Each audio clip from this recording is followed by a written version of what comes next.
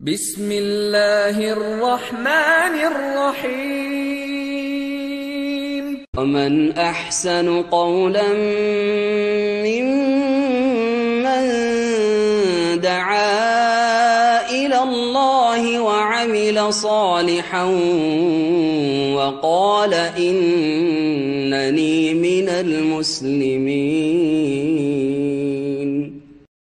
إن الحمد لله نحمده ونستعينه ونستغفره ونعوذ بالله من شرور أنفسنا ومن سيئات أعمالنا من يهده الله فلا مضل له ومن يضلل فلا هادي له وأشهد أن لا إله إلا الله وحده لا شريك له وأشهد أن محمدا عبده ورسوله صلى الله تعالى عليه وعلى آله وصحبه وسلم تسليما كثيرا أما بعد।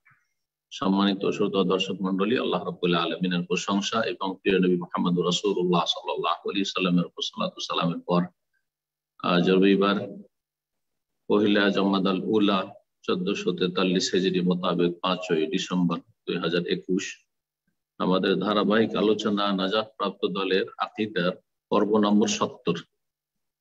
বিষয়বস্তু তাকদীরে উমরি বা মানুষের আয়ুর সাথে সম্পর্কিত তাকদীর ইনদা আউয়াল তাখলিকে নুতফা, শুক্রে বা শুক্রবিন্দে প্রথম প্রাণ সঞ্চারের সময়, প্রথম যখন মাতৃগর্ভে প্রাণ সঞ্চার করা হয় বা আত্মা দেওয়া হয়, তখন সেই সময় যে পুরো আয়ুর তাকদীর নির্ধারণ করা হয় বা লেখা হয়, এই বিষয়টি সম্পর্কে আজকের আলোচনা রয়েছে। তাকদীর উমরি সম্পর্কে গত সপ্তাহে আলোচনা হয়েছিল। সেটা ছিল যখন আল্লাহ রাব্বুল আলামিন সমস্ত আদম সন্তানের আত্মাগুলি থেকে অঙ্গীকার নিয়েছিলেন, তাদেরকে স্বীকার করিয়েছিলেন আলাস্তু বিরাব্বিকুম বলে। সেই সময় যে তাদের তাকদীর নির্ধারণ করা হয়েছিল পুরো আয়ু, সেটাও ছিল তাকদীর উমরি, কিন্তু সেটা ছিল রোজে আজলের দিনে। আর এটি হচ্ছে প্রতিটি মানুষের মাতৃগর্ভে 4 মাস যখন পুরা হয়, 120 দিন 340 পার যখন হয়, তখন সেখানে ফেরেশতা পাঠানো হয় এবং রূহ সঞ্চার করা হয় সে ভ্রূণে, আর তারপরে 4টি বিষয় লিখা হয়। এ হচ্ছে তাকদীরে উমরি, যখন মানুষের মাতৃগর্ভে প্রাণ সঞ্চার করা হয় সে সম্পর্কে। এখানে লেখক একটি আয়াত নিয়ে এসেছেন সূরা নাজমের, আর একটি হাদিস, প্রসিদ্ধ হাদিস নিয়ে এসেছেন। আজকের দর্শ অল্প সময় শেষ হবে, তারপর ইনশাআল্লাহ তাআলা আমাদের প্রশ্ন উত্তর পর্ব চলবে। 70টি পর্ব আমরা আজকে শেষ করতে পারবো ইনশাআল্লাহ। বাকি থাকবে এই কিতাবে আরো 30টি পর্ব, 100টি পর্বে ইনশাআল্লাহ। এই কিতাব নাজাত প্রাপ্ত দলের ধারাবাহিক যে আলোচনা, সেটা দীর্ঘ সময় ধরে চলে আসছে ইনশাআল্লাহ। রমজানের আগে আগে আমরা শাবান মাসের শেষ দিকে শেষ করতে পারবো, আল্লাহ যেন তৌফিক দান করে। তো শুরু করা যাক। লেখক যা কিছু এখানে বলেছেন সংক্ষেপে সেই বিষয় নিয়ে বলছেন লেখক, মা দালিলু তাকদীরিল উমরি আল্লাযী ইনদা আউয়াল তাখলিকি নুতফা। তাকদীরে উমরির দলিল কি? মানুষের আয়ুর যে তাকদীর রয়েছে এর দলিল কি? যে আয়ুর তাকদীর লেখা হয় কখন? যখন মাতৃগর্ভে শুক্রবিন্দে প্রাণ সঞ্চার করা হয় সেই সময়। আল্লাযী ইনদা আউয়াল তাখলিকি নুতফা, যখন শুক্র প্রথম তাকে সৃষ্টির রূপ দেওয়া হয়, মানে তাতে রূহ ফোঁকা হয়, সেই সময়। বলছেন কাল আল্লাহ তাআলা, উত্তরে যে মহান আল্লাহ এই মর্মে ইরশাদ করেছেন সূরা নাজমের আয়াত নম্বর 32-এ, হুয়া আ'লামু বিকুম ইয আনশাআকুম মিনাল আরদ। মহান আল্লাহ তিনি, হে মানব জাতি, তোমাদের সম্পর্কে সর্বাধিক জ্ঞানী, সবচেয়ে বেশি জানেন। আল্লাহ রাব্বুল আলামিন তার সৃষ্টি জগৎ সম্পর্কে, শুধু মানুষ সম্পর্কে নয়, সবচেয়ে বেশি জানেন। এমনকি আমরা নিজের সম্পর্কে যতটা জানি সেটাও সামান্য জ্ঞান। জি, আল্লাহ রাব্বুল আলামিন সমস্ত সৃষ্টিকুল সম্পর্কে সবচেয়ে বেশি জ্ঞানী। এই মর্মে অনেক আয়াত রয়েছে কোরআনে কারীমে, তার এটি একটি। হুয়া আ'লামু বিকুম, তোমাদের সম্পর্কে আল্লাহ সবচেয়ে বেশি জ্ঞানী, সবচেয়ে বেশি জানেন। সূরাতুল মুলকে রয়েছে আলা ইয়ালামু মান খালাকা ওয়া হুয়া লাতীফুল খবীর, যিনি সৃষ্টি করেছেন, যিনি স্রষ্টা, তিনি কি জানেন না? তিনি আল লতীফ, তিনি সূক্ষ্ম খবর রাখেন। আল খবীর, এবং তিনি সবকিছু সম্পর্কে ওয়াকিফাল, সবকিছু জানেন আল্লাহ রাব্বুল আলামিন। তো আল্লাহ কি বলছেন এই আয়াতে? তিনি তোমাদের সম্পর্কে সবচেয়ে বেশি জানেন। ইয আনশাকুম মিনাল আরদ, যখন তোমাদেরকে আল্লাহ সৃষ্টি করেছিলেন মাটি থেকে, আরদ জমিন, ভূমি থেকে, মাটি থেকে প্রথম যখন সৃষ্টি করেছিলেন, অর্থাৎ আদম আলাইহিস সালামকে, তখন তোমাদের সম্পর্কে সবচেয়ে বেশি আল্লাহ জানেন যে এই যে মাটি থেকে প্রথম মানুষকে সৃষ্টি করলাম, এর যে সন্তান সন্ততি কিয়ামত পর্যন্ত পৃথিবীতে ছড়িয়ে যাবে, তারা কে কেমন হবে, আর কে ভালো হবে মন্দ হবে, আর কার ভালো হবে মন্দ হবে, কার উত্থান হবে কার পতন হবে, কে সুখী হবে কে দুঃখী হবে, কে আয়ু পাবে কে আয়ু বেশি পাবে না, কে কোন অবস্থায় কোনখানে মারা যাবে, জীবনের প্রতিটি দিক, এমনকি এক একটি দানা যে মানুষ গ্রহণ করে, কতটা দানা আমার আপনার ভাগ্যে আছে, যে একটি দানা যদি আমার আপনার ভাগ্যে থাকে, সেটা গিলে নেওয়া, তার আগ পর্যন্ত কখনো মত আসবে না। আর যদি ভাগ্যে না থাকে, অনেকে আকস্মিক ভাবে মারা যায়, মুখে তার খাবার রাখা আছে, খাবার মুখে চিবাচ্ছিল, মুখেই থেকে গেছে, মারা গেছে। আল্লাহু আকবার।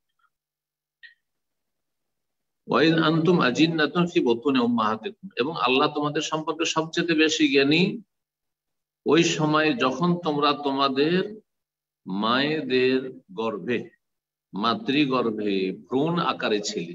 আজিন্না জেনিনের বহুবচন, যখন তোমরা ভ্রূণের আকারে ছিলে, যখন বিভিন্ন স্তর পার করে আসছিলে, শুক্রবিন্দু, তারপরে সেটা জমাট বাঁধা রক্ত আলাকা, তারপরে সেটা হচ্ছে মজগা গোস্ত পিণ্ড, আর তারপরে তাতে প্রাণ সঞ্চার করা হলো সেই ভ্রূণ। তো যখন তোমরা তোমাদের মায়েদের গর্ভে ছিলে আজিন্নাহ, ভ্রূণের আকারে, তখন আল্লাহ রাব্বুল তোমাদের সম্পর্কে সবচেয়ে বেশি জানেন। বাপ মা জানেন না যে আমার এই ছেলে হবে না মেয়ে হবে, যতক্ষণ পর্যন্ত তাতে আকার আকৃতি না দেওয়া হয়েছে। পুরো আকার আকৃতি যখন হয়ে যায়, মোটামুটি একটা স্তরে চলে যায়, তখন যন্ত্রের সাহায্যে চিকিৎসকরা দেখতে পায়। সেটা গায়েব নয়, অদৃশ্য নয়, সেটা তাদের কাছে দৃশ্য। যন্ত্র লাগালে বলতে পারে, কিন্তু একজন ডাক্তার এমনি বলতে পারে। তারপরে যখন প্রথম স্তরে, দ্বিতীয় স্তরে শুক্রের আকারে রয়েছে, যখন জমাট বাঁধা রক্তের আকারে রয়েছে, যখন গোস্তের একটা পিণ্ডের আকার রয়েছে, তখন কি বলতে পারবে না, মোটে না। তারপরে কে সৎ হবে কে অসৎ হবে, তারপরে এই ছেলেটা সুস্থ হয়ে আসবে না অসুস্থ, আর তারপরে সে কতদিন আয়ু পাবে, কেউ কি কোনো ডাক্তার বলতে পারবে? আজকাল অনেকের সংশয় হয়ে থাকে যে আজকাল তো ডাক্তার বলে দিচ্ছে যে ছেলে হবে না মেয়ে হবে। অনেক ক্ষেত্রে বলছে ছেলে সুস্থ হবে না, মানে সম্ভাব্য এই ধরনের কথাবার্তা বলে থাকে, অনেকটা ঠিক হয়। সেগুলি গায়েব না, অদৃশ্য নাই, সেগুলি যারা দেখতে পারে না তাদের জন্য গায়েব। কিন্তু যন্ত্রের সাহায্যে অথবা বিভিন্ন টেস্টের সাহায্যে যদি বুঝে নাই, তাহলে পজিটিভ না নেগেটিভ যখন বুঝছে, তো সেটা আর সেটা গায়েব থাকলো না, অদৃশ্য থাকলো না, দৃশ্য হয়ে গেল, ও দেখতে পাচ্ছে বা জানতে পারছে। আল্লাহ রাব্বুল বলছেন যখন তোমরা তোমাদের মায়েদের গর্ভে ছিলে ভ্রূণের আকারে, তখন আল্লাহ তোমাদের সম্পর্কে সবচেয়ে বেশি জ্ঞানী। ফালা তুযাক্কু আনফুসাকুম, সুতরাং হে মানুষ, তোমাদের সবকিছু সম্পর্কে, তোমাদের সৃষ্টি, তোমাদের কর্মকাণ্ড ভালো হবে না মন্দ হবে, তোমাদের মধ্যে কে ভালো মানুষ কে মন্দ, কার অন্তরে সততা আছে কার অন্তরে সততা নেই, অন্তর বাঁকা, আল্লাহ বেশি জানছেন। সুতরাং আল্লাহর সামনে ফালা তুযাক্কু আনফুসাকুম, নিজেদের পবিত্রতার ঘোষণা করি, তোমরা নিজেদের পবিত্রতার পরিশুদ্ধির, যে আমরা খুব পাক পবিত্র, আমি খুব ভালো মানুষ, আমার অন্তর ভালো, আমি মানুষের ভালো করি খারাপ করি না, এই সার্টিফিকেট নিজেকে তোমরা দিও না। তোমাদের এই সার্টিফিকেট যে আসলে কি সত্য না জাল সার্টিফিকেট। কারণ প্রত্যেকে বলে আমি ভালো মানুষ, খারাপরাও বলে যে আমি ভালো মানুষ। আল্লাহ বলছেন ফালা তুযাক্কু আনফুসাকুম, তোমরা তোমাদের তাজকিয়া নফস করিও না, নিজেকে খুব পাক পবিত্র মনে করিও না বা বলিও না আমি খুব ভালো মানুষ। হুয়া আ'লামু বিকুম হুয়া আ'লামু বিমান ইত্তাকা, কারণ আল্লাহ রাব্বুল আলামিন সবচেয়ে বেশি জানেন যে কে সর্বাধিক আল্লাহ ভীরু বা কে আল্লাহকে ভয় করে, কে মুত্তাকি, কে পরহেজগার, কে সংযত, কে পাপ মুক্ত থাকতে চায়, কার অন্তরে পাপ থেকে বেঁচে থাকার চিন্তা চেতনা আছে, মন মানসিকতা আছে, মন থেকে আন্তরিকতা আছে যে আমি তাকওয়া অর্জন করব, পাপ মুক্ত থাকবো, গুনাহ থেকে বেঁচে থাকবো। এটা আমরা আমাদের সম্পর্কে যতটা জানি যে আমি কতটা পাপ মুক্ত থাকতে চাই, তার চাইতে অনেক অনেক বেশি, কোনো তুলনা নেই যে আল্লাহ বেশি জানে। ওয়া আ'লামু বিমান ইত্তাকা, তোমাদের মধ্যে কে পরহেজগার, কে ভালো কাজ করে আল্লাহর ভয়ে, আর কে মন্দ কথা কাজ দিয়ে বেঁচে থাকে আল্লাহর ভয়, এর নাম হচ্ছে তাকওয়া। এ সম্পর্কে আল্লাহ সর্বাধিক জ্ঞানী। এই ছিল সূরা নাজমের আয়াত। তো এখানে বিষয়বস্তুর সাথে যে বিষয়টি সম্পর্ক সেটা হচ্ছে যে তকদিরের একটি স্তর হচ্ছে ইলমুল্লাহ তাবারাক ওয়া তাআলা। তকদিরের প্রথম স্তর, 4টি স্তরের মধ্যে আমরা প্রথম স্তরে পড়েছি আল্লাহ রাব্বুল আলামিনের মহাজ্ঞান, যা সবকিছুকে শামিল, তার জ্ঞানের বাইরে, তার ইলমের বাইরে কোনো কিছু নেই। তো আল্লাহ সবচেয়ে বেশি জানেন তোমাদের সৃষ্টি যখন করেছেন মাটি থেকে, এবং তোমাদেরকে যখন মাতৃগর্ভে আল্লাহ রেখেছিলেন, বিভিন্ন স্তর পার করিয়েছেন, তোমরা যখন মাতৃগর্ভে ভ্রূণের আকারে ছিলে তখন সম্পর্কেও আল্লাহ সবচেয়ে বেশি জানেন। তো এই যে আল্লাহর ইলম সম্পর্কে, আল্লাহর ইলমের মধ্যে একটা দিক হচ্ছে যে এই যে মাতৃগর্ভে যে গর্ভধারণ করেছে যে ছেলে অথবা মেয়ে, এটা পৃথিবীতে আসবে, আসার পরে বড় হবে। তো বড় হলে সে ভালো হবে, সৎ হবে না অসৎ হবে, সে জান্নাতি হবে না জাহান্নামী হবে, আল্লাহ রাব্বুল আলামিন সবকিছু জানেন। তো এই দিক থেকে এই তাকদীরে অমরের সাথে এই আয়াতের সম্পর্ক। অফিস সহিহাইন, সহিহ বুখারী এবং মুসলিমে একটি হাদিস রয়েছে, প্রসিদ্ধ হাদিস। নবী করিম সাল্লাল্লাহু আলাইহি ওয়াসাল্লাম বলেছেন, এই হাদিস আব্দুল্লাহ ইবনে মাসউদ রাদিয়াল্লাহু তাআলা আনহু থেকে বর্ণিত। সহিহ বুখারী কিতাবুল কদর তাকদীরের অধ্যায় রয়েছে, সহিহ মুসলিম কিতাবুল কদর তাকদীরের অধ্যায় রয়েছে, এবং তিরমিজিতে রয়েছে কিতাবুল কদর তাকদীরের অধ্যায়। এইরকমই সুনানে আবু দাউদ রয়েছে কিতাবুস সুন্নাহ, কিতাবুস সুন্নাহর সুন্নাহর পর্বে বাবুল কদর তাকদীরের অধ্যায় রয়েছে। তো এই হাদিস ইবনে মাসউদ রাদিয়াল্লাহু তাআলা থেকে বর্ণিত। নবী করিম সাল্লাল্লাহু আলাইহি ওয়াসাল্লাম বলেন, ইন্না আহাদাকুম লা ইউজমাউ খালকুহু ফি বাতনি উম্মিহি 40 ইয়াওমান নুতফা, নিশ্চয়ই তোমাদের যে কোনো ব্যক্তি সৃষ্টি একত্রিত করা হয়, শাব্দিক অর্থ ইজমা খালকু মানে তাকে সৃষ্টি করা হয় তার মাতৃগর্ভে, ফি বাতনি উম্মি, মাতৃগর্ভে বিভিন্ন স্তরে, বিভিন্ন স্তরে। তার মধ্যে প্রথম স্তর 40 ইয়াওমান নুতফা, 40 দিন শুক্রবিন্দুর আকারে, 40 দিন বীর্যের আকারে। তাহলে 40টা দিন প্রথম গর্ভধারণ থেকে শুরু করে 40টা দিন এই বীর্যের আকারেই থাকে। সুম্মা ইয়াকুনু আলাকাতা মিসাল যালিক, তারপরে তার অনুরূপ জমাট বাঁধা রক্ত হয়ে থাকে। আলাকা যখন শুক্রবিন্দুটি জমাট বাঁধা রক্তে রূপান্তরিত হয়, জি, এটাও 40 দিন থাকে। তাই এই দ্বিতীয় 40 80 দিন হয়ে গেল। সুম্মা ইয়াকুনু মুদগাতা মিসাল যালিক, তারপরে অনুরূপ মানে 40 দিন থাকে মুদগা, গোশতপিণ্ডের আকারে, গোশতের একটা টুকরোর আকারে। এটা তৃতীয় 40 দিনে 81 দিন থেকে শুরু করে 120 দিন পর্যন্ত, গর্ভধারণের 81 দিন থেকে শুরু করে 120 দিন পর্যন্ত এই অবস্থায় থাকে। সুম্মা ইউরসালু ইলাইহিল মালাক, তারপরে তার উদ্দেশ্যে ফেরেশতাকে পাঠানো হয়, যে ফেরেশতা এই দায়িত্বে নিয়োজিত রয়েছেন। ফায়ানফুখু ফিহি রূহ, সেই ফেরেশতা তাতে আত্মার ফুঁক দিয়ে থাকে, রূহ ফুঁকে থাকে, আত্মা সঞ্চারিত করে থাকে। কিভাবে করে এর ধর্ম আল্লাহ রাব্বুল আলামিন ছাড়া কেউ জানেন। ওয়ায়ুমারু বিআরবা'i কালিমাত, এবং ফেরেশতাকে নির্দেশ দেওয়া হয় 4টি কথা তার জন্য লিখে দেওয়ার। চারটি কথা লিখে দেওয়ার। চারটি বিষয় লিখে দেওয়া। চারটি কথা মানে চারটি বিষয়। যেমন আমরা বলে থাকি কালেমা মানে শব্দ আসলে, কিন্তু এখানে শব্দের অর্থ নয়। জি, কথা। কালেমা মানে কথা। আপনার সাথে একটি কথা আছে কিন্তু অনেকগুলি কথা আমরা বলি, ঠিক ওই রকমই চারটি বিষয় এখানে উদ্দেশ্য। চারটি বিষয় সম্পর্কে নির্দেশ দেওয়া হয় যে চারটি বিষয় লিখে ফেলো। তাহলে মাতৃগর্ভে যখন আসে তখন এই 120 দিনের দিন এই বিষয়গুলি লিখা হয়। প্রথম লিখা হয় ইয়াকতুবু রিজকাহু বা ইউকতাবু রিজকুহু, তার রিজিক লিখা হবে। সে কতটা রিজিক পাবে। রিজিক মানে শুধু খাবার না, রিজিক মানে তার ভাগ্যে এই খাওয়া দাওয়া, সুস্থতা ইত্যাদি, খাদ্য পানীয়, সুস্থতা, এইসব রিজিকের পাশাপাশি যেহেতু তার আয়ু আর অন্য কাজকর্ম বলা হয়েছে, সুতরাং এখানে রিজিক মানে তার অংশে যে খাদ্য পানীয় এবং সুস্থতা, অসুস্থতা, বাসস্থান ইত্যাদি, কোথায় সে বসবাস করবে, দেশে বিদেশে, শিক্ষাগত যোগ্যতা, রিজকের মধ্যে হচ্ছে ইলম। মানুষের ইলম আজকাল শিক্ষা, অধিকাংশ নর নারী শিক্ষা দীক্ষা লাভ করছে। তো শিক্ষার ক্ষেত্রে কি শিখবে, দিন শিখবে না দুনিয়া শিখবে, শিখবে তো কতটা শিখবে, এগুলো সব রিজকের অন্তর্ভুক্ত। কারণ রিজকের শাব্দিক অর্থই হচ্ছে আল হাজ ওয়া নাসিব। রিজকের শাব্দিক অর্থ হচ্ছে অংশ, কারো অংশ। কি তার অংশে আল্লাহ ভাগ বন্টন করে দিয়েছেন তা লিখা হয়। আর এলেম একটি গুরুত্বপূর্ণ রিস্ক মানুষের। এলেম গুরুত্বপূর্ণ রিস্ক। হাদিসে রয়েছে ছেলে মেয়ে ও রিস্ক, জি, সন্তান সন্ততি রিস্ক।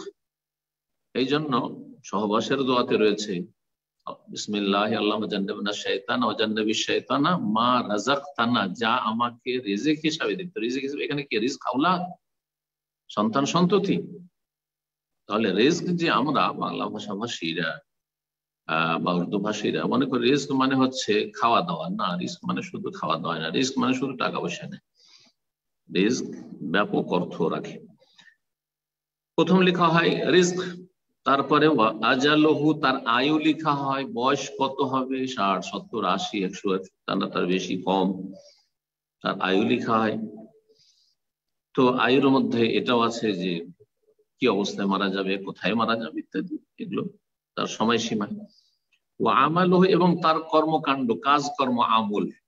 আমলের দুটো দিক আছে, একটা হচ্ছে পার্থিব আমল, একটা হচ্ছে আর পারলৌকিক আমল। একটা হচ্ছে দ্বীনি আমল, একটা দুনিয়াবি আমল। ধর্মীয় কাজ, দ্বীনি কাজ, যে তার আকীদা, ইবাদত বন্দেগী, আখলাক, আমল কেমন হবে, সে নেক আমল করবে না অসৎ আমল করবে, অসৎ কাজ করবে, পাপ করবে, আমল লেখা হয় সে এইসব। আর তার কাজকর্মগুলি করবে তো কতটা করবে, বিভিন্ন ইবাদত বন্দেগী কতটা, এগুলো হচ্ছে আমল।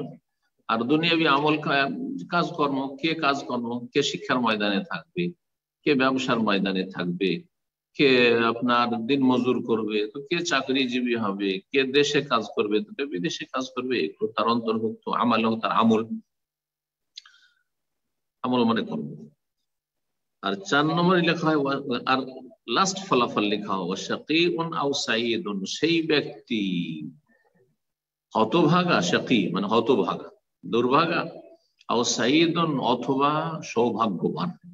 সেই ব্যক্তি ভাগ্যবান হবে শেষ পরিণামে, না হতভাগা হবে। হতভাগা জাহান্নামী, শিরকের উপর মারা গেল, কুফরের উপর মারা গেল, আল্লাহ রাব্বুল আলামিনের ফরজ ইবাদত বন্দেগী ছেড়ে মারা গেল, অথবা হারাম বিভিন্ন কাবিরা গুনাহ, সমাজ বিরোধী যেসব কাজ রয়েছে, সামাজিক অপরাধ যেগুলোকে বলা হয় সোশ্যাল ক্রাইম, সেগুলিতে লিপ্ত হয়ে এমন কাবিরা গুনাহ করলো, খুন করলো, জিনা করলো, আপনার মদ খেলো, আর জুলম অত্যাচার করলো, আল্লাহর হক নষ্ট করলো অথবা মানুষের হক নষ্ট করলো, এইভাবে সে হতভাগা হয়ে গেল, শাকী, বদনসিব, বদবখত। আও সাঈদ, অথবা সে ভাগ্যবান, যেহেতু তার আকীদাও ভালো। ভাগ্যবান হওয়ার জন্য শর্ত হচ্ছে যে কর্মজগতে দুনিয়াতে একজনের আকীদা, আদর্শও ঠিক থাকবে, লা ইলাহা ইল্লাল্লাহ ঠিক আছে, মুহাম্মাদুর রাসূলুল্লাহ ঠিক আছে। দুটো হচ্ছে আকীদা এবং মানহাজ। তার আকীদায় শিরক নেই আর বেদাত নেই, তাওহীদ ঠিক আছে, লা ইলাহা ইল্লাল্লাহর দাবি দেওয়া ঠিক রয়েছে, মুহাম্মাদুর রাসূলুল্লাহর দাবি ঠিক রয়েছে। সুতরাং সুন্নাহর পাবন্দ সে, বেদাতের ধারে কাছে নেই। আর তারপরে ফারায়েজ ওয়াজিবাত যত রয়েছে তা ঠিক রয়েছে। তারপরে হারাম নাজায়েজ কাবিরা থেকে বেঁচে আছে। আর ভুল ভ্রান্তি হইলে তওবা করে নিয়েছে, সুতরাং সংশোধন করে নিয়েছে, পরিষ্কার পরিচ্ছন্ন হয়ে গেছে, তাহলে সে ভাগ্যবান, সাঈদ। আল্লাহ রাব্বুল কোরআনে কারীমে ইরশাদ করেছেন একটি আয়াতে, ফাআম্মাল্লাযীনা সুঈদু ফাফিল জান্নাহ হুম ফিহা খালিদুন, যারা ভাগ্যবান, সুঈদ হয়েছে সাঈদ থেকে, তারা জান্নাতে অবস্থান করবে, সেখানে চিরকাল বসবাস করবে। ওয়াম্মাল্লাযীনা শাকু ফাফিন নার, আর যারা বদনসিব, যারা হতভাগা, তারা জাহান্নামে থাকবে, তাদেরকে জাহান্নামে নিক্ষেপ করা হবে, আর সেখানে তারা চিৎকার করবে আল্লাহর আযাবে, কিন্তু তাদের চিৎকারের ডাকে কোনো সাড়া দেয় না। তারপরে বলছেন রাসূলুল্লাহ ফাওয়াল্লাযী লা ইলাহা গায়রু, সেই সত্তার শপথ, সেই সত্তার কসম, সেই জাত বা সেই সত্তার কসম যার ছাড়া কোনো সত্য মাবুদ নেই, ইন্না আহাদাকুম লা ইয়ামালু বিআমালি আহলিল জান্নাহ, তোমাদের যে কোনো ব্যক্তি আমল করে, তো আমল দুই রকম, ভালো করে না মন্দ করে। প্রথম দিকে এক শ্রেণীর লোক আছে, দুই ভাগে বিভক্ত যেহেতু, এক শ্রেণীর লোক আছে যারা প্রথম দিকে জান্নাতে যাওয়ার আমল করে, জান্নাতীদের আমল করতে, ভালো কাজ করতে থাকে। প্রথম দিকে আকীদাও ভালো ছিল, ইবাদতও ঠিক ছিল, আখলাক আমলও ঠিক ছিল, হালাল হারামের বাছাই করেছে, মোট কথা আল্লাহর ভয়ে চলেছে, অথবা সৎ কাজ করেছে। তারপরে হাত্তা মা ইয়াকুনু বাইনাহু ওয়া বাইনা ইল্লা যিরা, এমন কি জান্নাতের মাঝে আর তার মাঝে শুধু এক হাত থেকে গেছে, আর মাত্র কয়েকদিন বা কয়েক মাস, অল্প সময় থেকে গেছে। এই সময়টা যদি ঠিক থাকতো তাহলে জান্নাতে চলে যেত, মানে জান্নাতে যাওয়ার কাজ সারা জীবন করে এসছে। ফায়াসবিকু আলাইহিল কিতাব, আর তারপরে তার ক্ষেত্রে তার যে লিখনি রয়েছে, মানে ভাগ্যের যে লিখনি, আল কিতাব মানে লিখনি, এখানে লৌহে মাহফুজে তার লিখনি যে রয়েছে, বা ওই যে মাতৃগর্ভে ছিল যে লিখনি ছিল, সেই লিখনিটি ওই লৌহে মাহফুজে যে লেখা আছে তার অনুকূলে, তার বিপরীত কিছু নয়। সেই লেখাটি কি করে, ফায়াসবিকু আলাইহিল কিতাব, সেই লিখনিটি তার উপর বিস্তার লাভ করে, প্রাধান্য পায়। যেটা লেখা আছে আসলে জান্নাতি বলে লেখা নেই, লেখা আছে জাহান্নাম।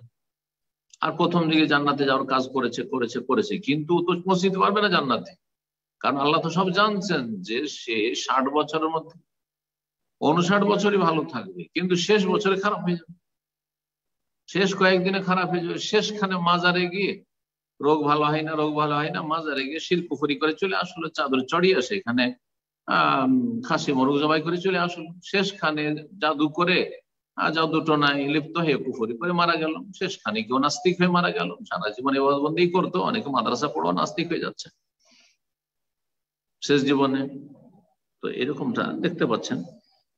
তো সারা জীবন ভালো ছিল, কিন্তু শেষখানে তার যে লিখনি সেটি তার উপর বিস্তার লাভ করলো। ফায়ামালু বিআমালি আহলিন নার, সুতরাং সে শেষ দিয়ে গিয়ে জাহান্নামীদের কাজ করা শুরু করলো, শুরু করলো। অনেকে এরকম আছেন, আমরা দেখেছি শুনেছি, যে যৌবনকালে কখনো জিনা ব্যভিচার করেন, কিন্তু 50-60 বছর হওয়ার পরে কবরের কাছাকাছি হয়ে তখন জিনায় লিপ্ত হয়ে গেল, চরিত্রহীন হয়ে গেল, আর তওবার তৌফিক হলো না, ওইরকম বদ চরিত্র থেকেই গেল, তারপর জাহান্নামে চলে গেল। জি, তো এই বিষয়গুলো দিয়ে ইঙ্গিত করা হয়েছে এখানে। সে জাহান্নামে যাওয়ার কাজ শুরু করলো, আল্লাহ কিন্তু জবরদস্তি জাহান্নাম পাঠিয়ে দিননি, ও জাহান্নামে যাওয়ার কাজ শুরু করলো, শেষখানে করলে কেন? আল্লাহ করতে বলেছেন যে জাহান্নামে যাওয়ার কাজ করুন, আল্লাহ সবসময় ভালো কাজ করতে বলেছেন। সুতরাং আল্লাহর দোষ চাপিয়ে দিয়ে অপরাধীরা মুক্ত হবেন, যে তকদিরে যখন লেখা আছে আমি করবো, কি আমার করার ছিল, আপনি করেননি কেন? জি, অবশ্যই কর্মের অধিকার রয়েছে। জাহান্নামীদের কাম করা শুরু করলো, জাহান্নামীদের মতো আমল করা শুরু করলো, ফায়াদখুলুহা, সুতরাং জাহান্নামে প্রবেশ করবে সেই ব্যক্তি। এর বিপরীত ওয়াইন্না আহাদাকুম লা ইয়ামালু বিআমালি আহলিন নার, তোমাদের মধ্যে অনেকে হবে, আরেক দল হবে যারা জাহান্নামীদের আমল করবে, প্রথম থেকে না ইসলাম শিখেছে, আর না যৌবনকাল থেকে ইবাদত বন্দেগী করেছে, না আখলাক আমল ভালো ছিল, বিভিন্ন পাপে, চোর ডাকাত আর কত রকমের শিরকি আকীদায় বেরেলভী বাড়িতে পয়দা হয়েছে, শিয়া রাফিজদের বাড়িতে পয়দা হয়েছে, অমুসলিম বাড়িতে পরিবারে পয়দা হয়েছে, আর কত পাপে ডুবেছিল, কত রকম শিরক কুফরি করেছে। এসব জাহান্নামীদের কাজ করার পরে হাত্তা মা ইয়াকুনু বাইনাহু ওয়া বাইনা ইল্লা যিরা, এমন কি জাহান্নামে যেতে মাত্র 1 হাত বাকি থেকে গেছে, 1 হাত, আর কয়েকদিন বা কয়েক মাস, অল্প সময় থেকে গেছে। ফায়াসবিকু আলাইহিল কিতাব, তারপরে তার উপর আল্লাহর লিখনি প্রাধান্য পায়, বিস্তার লাভ করে। ওই যে লেখা আছে, ওই লেখার দিকে এখন চলে যাচ্ছে। লেখা আছে সে জান্নাতি, কিন্তু এতদিন জাহান্নামে যাওয়ার কাজ করে এসেছে, কুফরের অবস্থায় ছিল, বিভিন্ন পাপে জড়িয়েছিল। তাই আমল বিআমালি আহলি জান্নাত, তারপর সে জান্নাতীদের আমল করা শুরু করে, শেষখানে গিয়ে জান্নাতীদের আমল করা শুরু করে। জি, আমাদের দাওয়াতে মাদানের দীর্ঘ অভিজ্ঞতায় এমনও লোক মুসলিম হয়েছে, ইসলাম গ্রহণ করেছে, যাদের বয়স 60, 70, 80 হয়ে গেছে, তারপর ইসলাম গ্রহণ করেছে। আবু বকর সিদ্দিক রাদিয়াল্লাহু তাআলা আনহুর পিতা আবু কুহাফা একবারে বুড়ো হয়ে গেছেন, দাড়ি চুল সবকিছু সাদা হয়ে গেছে, শরীর বাঁকা হয়ে গেছে, ধরে ধরে নিয়ে আসছেন রাসূলুল্লাহ সাল্লাল্লাহু আলাইহি ওয়াসাল্লামের কাছে, এসে কালিমা পড়ে জান্নাতে চলে গেল। জান্নাতীদের মতো আমল করা শুরু করলো, শেষখানে ফায়াদখুলুহা, তারপরে সেই লোকটি জান্নাতে চলে গেল, অথচ সারা জীবন পাপ করে এসেছে। তো সে শেষখানে তওবা করে নিয়েছে, সংশোধন করে নিয়েছে, ভালো মানুষ হয়ে গেছে, সেজন্য আল্লাহ মাফ করেছে। তাহলে অবশ্যই কর্মের, আমলের গুরুত্ব রয়েছে। আমলকে উপেক্ষা করে বা আমলের গুরুত্ব দেবেন না, আর পাপে ডুবে থাকবেন, আর শয়তানি অজুহাত পেশ করবেন যে তকদিরে যা আছে তাই হবে, দুনিয়ার ক্ষেত্রে কাজ করেন না। সোজা কথা, দুনিয়ার ক্ষেত্রে, দুনিয়াও তো লেখা আছে, রুজিও তো লেখা আছে, কিন্তু সেই ক্ষেত্রে কেন করেন না যে আল্লাহ যদি ভাগ্যে ডলার রাখে তো বাংলাদেশে বসে বসে পেয়ে যাবো, কেন ডলারের দেশে যাব? গেছেন কেন? রিয়ালের দেশে কেন আসছেন? লেখাপড়া করতে স্কুলে মাদ্রাসায় কেন গিয়েছেন? ভাগ্যে যদি এলেম থাকে তো এমনি বাড়িতে বসে আলেম হয়ে যাবে। কেউ তো করে না, কোনো মূর্খ করে না, এটা পাগল ছাড়া কেউ করবে না। ঠিক তেমনই জান্নাত হাসিলের ক্ষেত্রে ওর চাইতে বেশি গুরুত্ব দিতে হবে আমলকে। আল্লাহ যেন আমাদের তৌফিক দান করেন। আমল করা আমাদের দায়িত্ব, আর তকদিরের মালিক আল্লাহ রাব্বুল আলামিন। আমাদের আমলই প্রমাণ করবে যে আমাদের তকদির ভালো না মন্দ। আমাদের আমল প্রমাণ করবে, আমল ইশারা ইঙ্গিত করবে, আপনাকে বুঝাবে যে তোমার আমল ভালো, তার মানে তোমার তকদির ভালো। কিন্তু আমল খারাপ করবেন আর বলবেন তকদিরে যা আছে তা আছে, তার মানে আপনার তকদির খারাপ। আল্লাহ রাব্বুল আলামিন বুঝার তৌফিক দান করেন।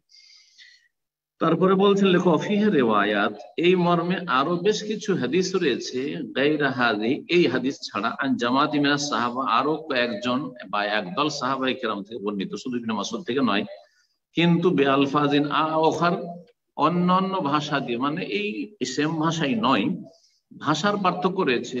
ওয়াল মানা ওয়াহিদ, তবে বিষয়বস্তু একই রকম, বিষয়বস্তু একই রকম, এই অর্থই বহন করে যে বিষয়টি এই হাদিসে বর্ণনা করা হলো। এখানে আজকের আলোচনা শেষ করছি। আল্লাহ রাব্বুল আলামিনের কাছে দোয়া করি আল্লাহ রাব্বুল আলামিন আমাদেরকে নেক হায়াত দান করেন, এবং আমাদের যতটা ক্ষমতা রয়েছে আল্লাহ রাব্বুল আলামিন সেই ক্ষমতাকে ভালো কাজে লাগার তৌফিক দান করেন, এবং আমাদেরকে সমস্ত রকমের পাপের রাস্তা থেকে যেন আল্লাহ ফিরিয়ে রাখেন, এবং পাপকে আমাদের কাছে যেন ঘৃণিত করে দেন, এবং পাপ থেকে আমাদেরকে যেন দূরে রাখেন, যেমন পূর্ব পশ্চিমের মাঝে দূরত্ব রয়েছে। আল্লাহুম্মা বাইদ বাইনি ওয়া বাইনা খাতায়ায়া কামা বা'আদতা বাইনাল মাশরিক ওয়াল মাগরিব, এই দোয়াটি অত্যন্ত গুরুত্বপূর্ণ। রাসূলুল্লাহ সাল্লাল্লাহু আলাইহি ওয়াসাল্লাম সহিহ বুখারী, সহিহ মুসলিমের হাদিস, যে সানাত ইস্তিফতাতে তাকবীরে তাহরিমার পরে সালাতে পড়তেন, এই দোয়া পড়বেন না। এই দোয়া আহলে হাদিস জনগণ, আহলে হাদিস ওলামারা, আহলে হাদিস ভাই বোনেরা এটা পড়ে থাকে পক্ষান্তরে। মাযহাবধারীরা সুবহানাকাটা পড়ে সারা জীবন, ঠিক আছে, ওটাও পড়ুন, কিন্তু এই দোয়াটিকে উপেক্ষা করবেন না, অত্যন্ত গুরুত্বপূর্ণ। আল্লাহ বাইদ বাইনি ওয়া বাইনা খাতায়ায়া কামা বা'আদতা বাইনাল মাশরিক ওয়াল মাগরিব, আল্লাহ আমার মাঝে, আমার গুনার মাঝে, পাপের মাঝে এত দূরত্ব করে দাও যেমন পূর্ব পশ্চিমের মাঝে দূরত্ব রয়েছে। এটা হচ্ছে শুরু। আর তারপরে লম্বা যে দোয়া রয়েছে, এই দোয়াটি যার মুখস্থ নেই মুখস্থ করে নেবেন, যাদের মুখস্থ আছে সালাতে পড়বেন। আল্লাহ যেন আমাদের সকলকে তৌফিক দান করে, ভালো কাজের, মন্দ কথা কাজ থেকে যেন আল্লাহ বাঁচিয়ে রাখেন। রব্বানা আতিনা ফিদ দুনিয়া হাসানা ওয়া ফিল আখিরাতি হাসানা ওয়া কিনা আযাবান নার। রব্বানা লা তুযিগ কুলুবানা বা'দা ইয হাদাইতানা ওয়া হাব লানা মিন লাদুনকা রাহমাতান ইন্নাকা আনতাল ওয়াহ্হাব। আল্লাহুম্মা কাল্লিবাল কুলুব সাব্বিত কুলুবানা আলা দীনিক ইয়া মুসাররিফাল কুলুব সাররিফ কুলুবানা আলা তাআতিক। সাল্লাল্লাহু আলাইহি ওয়া সাল্লাম আলা নাবিয়িনা মুহাম্মদ ওয়া আলা আলিহি ওয়া সাহবিহি আজমাইন।